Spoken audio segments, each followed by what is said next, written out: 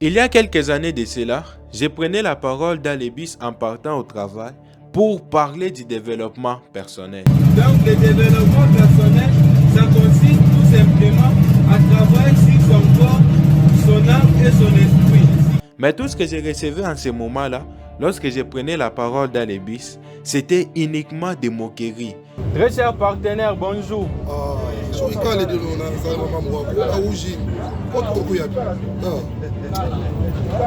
Aujourd'hui, je parlais. Tout ce que je recevais en ce moment-là, c'était uniquement des insultes. Et le sujet d'aujourd'hui,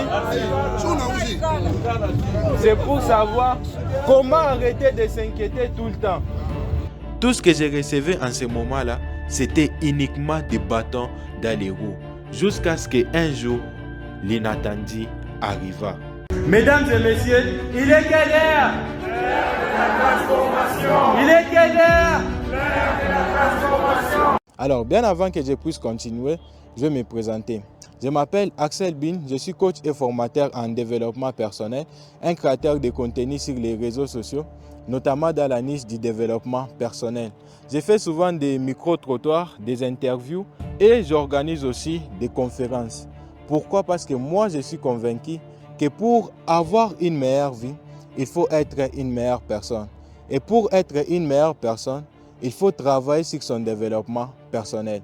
Alors, si toi aussi tu aimerais travailler sur ton développement personnel, abonne-toi parce que sur cette chaîne, je partagerai avec toi tous les meilleurs conseils sur le développement personnel qui t'aideront à devenir une meilleure personne. Dans cette vidéo, je vais te partager la meilleure façon de te venger contre toutes ces personnes qui t'ont fait du mal. Je vais te partager la meilleure façon de te venger contre toutes ces personnes qui t'ont rejeté. Et tout ça grâce à mon propre expérience. Et n'hésite pas de me dire dans les commentaires si toi aussi tu as connu ce genre de situation ou ce genre d'événements où les gens se sont moqués de toi, de tes objectifs, de ce que tu fais dans la vie, de tes croyances et autres. Dis-le-moi dans les commentaires, je serai ravi de te lire. Pour continuer avec mon histoire ainsi que la meilleure façon dont je m'étais vengé contre tous ces agents qui se moquaient de moi et du développement personnel, cette vidéo est divisée en 3 parties.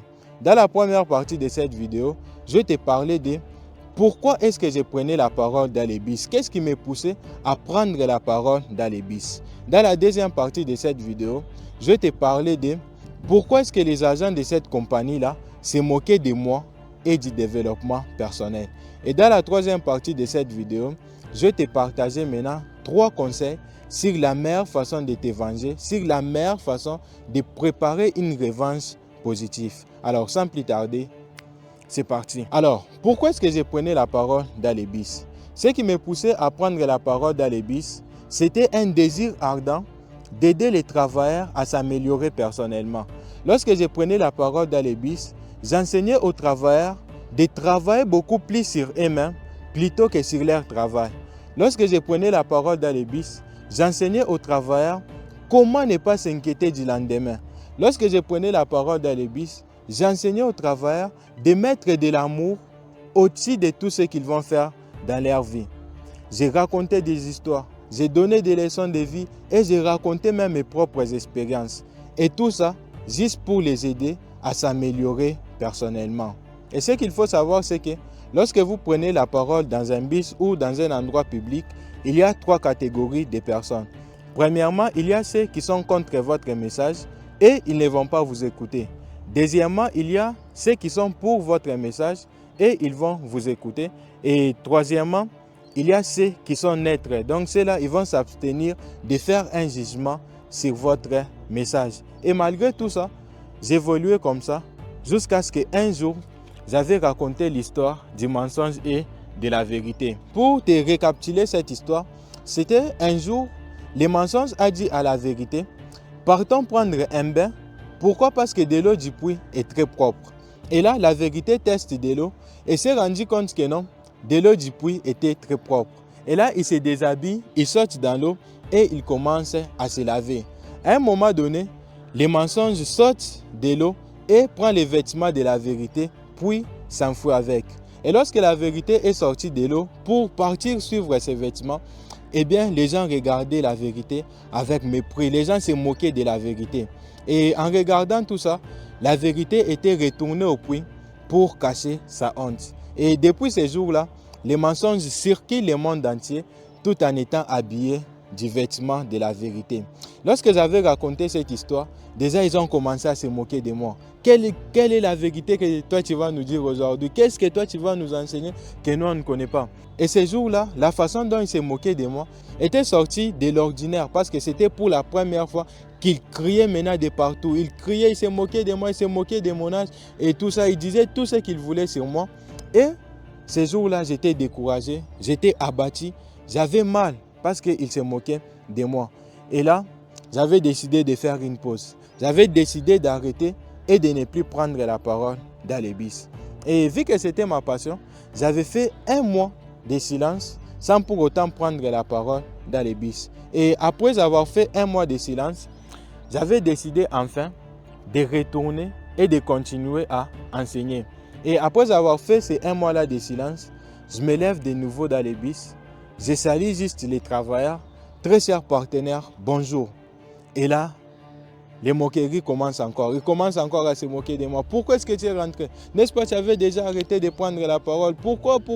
Et ça criait de partout dans les bus. Et lorsqu'ils ont remarqué que malgré qu'ils se moquaient de moi, j'étais toujours focus sur mon message. Malgré qu'ils se moquaient de moi, j'étais toujours focus sur l'enseignement que je devrais donner.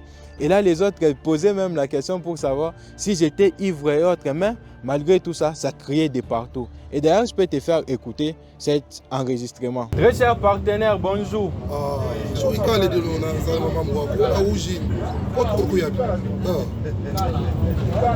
Aujourd'hui, je vais parler d'un sujet qui est très important à notre vie de tous les jours. Et le sujet d'aujourd'hui, c'est pour savoir comment arrêter de s'inquiéter tout le temps.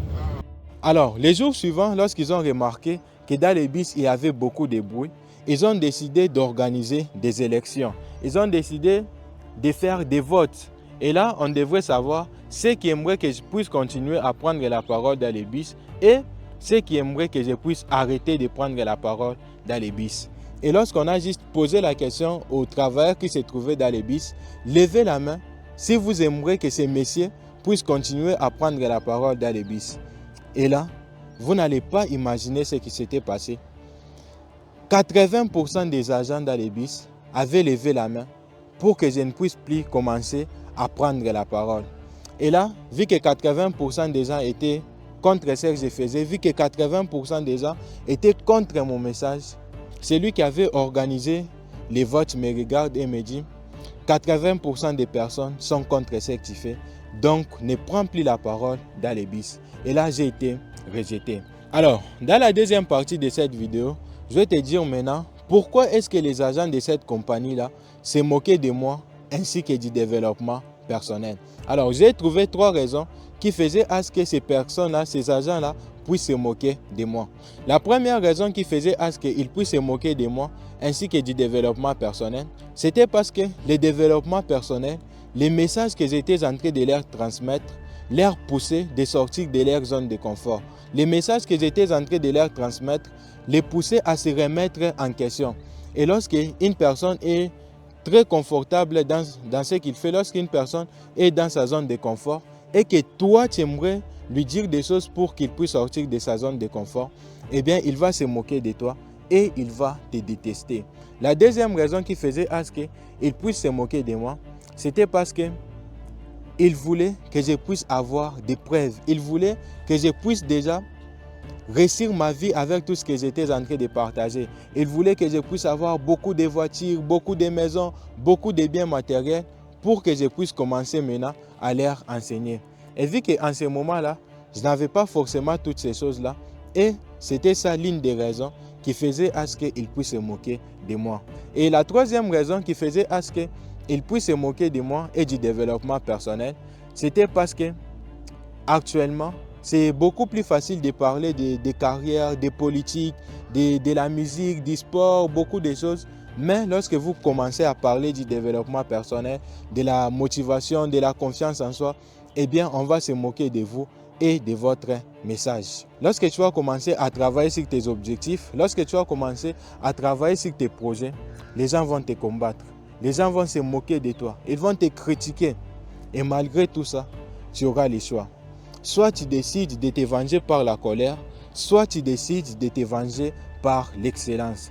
Mais dans tous les cas, tu seras la seule personne qui va décider ce qu'elle fera de tous ces mal-là que les gens vont infliger. Et dans la troisième partie de cette vidéo, je vais te dire maintenant la meilleure façon de te venger contre toutes ces personnes qui t'ont fait du mal. Je vais te dire la meilleure façon de préparer une revanche positive. La première chose que tu dois savoir, c'est que c'est normal qu'on puisse se moquer de toi. C'est normal qu'on puisse se moquer de ce que tu fais. C'est normal qu'on puisse se moquer de tes croyances.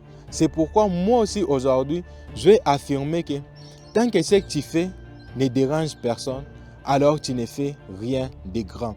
Et personnellement, je vais te conseiller de pardonner à toutes ces personnes. Pardonne à toutes ces personnes qui t'ont rejeté. Pardonne à toutes ces personnes qui t'ont fait du mal. Libère-toi de cette douleur. Libère-toi de cette haine. Arrête de faire les choses pour prouver aux gens qui t'ont rejeté qu'ils avaient tort. Arrête de vivre pour eux. Oublie-les et concentre-toi sur toi-même. Et la deuxième chose que tu dois savoir, c'est que la meilleure façon de se venger, ce n'est pas de se venger du tout. Pardonne à toutes ces personnes et transforme toute cette douleur-là que les gens t'ont infligée en une source de motivation. Transforme toute cette douleur-là en une source d'énergie pour te pousser à réaliser tes objectifs. Ne laisse pas ce que les gens ont dit à propos de toi définir qui tu es réellement. Et la troisième chose que tu dois savoir, c'est que la meilleure revanche est un succès massif. Laisse que ton succès puisse être ta réponse à toutes ces personnes-là qui vont te faire du mal. Concentre-toi sur toi-même, concentre-toi sur ta vie, concentre-toi sur ton bonheur et continue d'avancer. Et pour finir, retiens ceci. Lorsque les gens vont te faire du mal, lorsque les gens vont te rejeter, tu auras le choix. Soit tu décides de te venger par la colère, soit tu décides de te venger par l'excellence. Si tu es arrivé jusqu'à la fin de cette vidéo, écris-moi dans les commentaires la revanche positive. Comme ça, je saurai si tu as vraiment compris les messages que j'ai essayé de te transmettre dans cette vidéo. Alors, sans plus tarder, c'était Axel Bin. Ce que vous voulez que les hommes fassent pour vous, faites-les demain pour eux. Pourquoi? Parce que ça, c'est la règle d'or. Merci.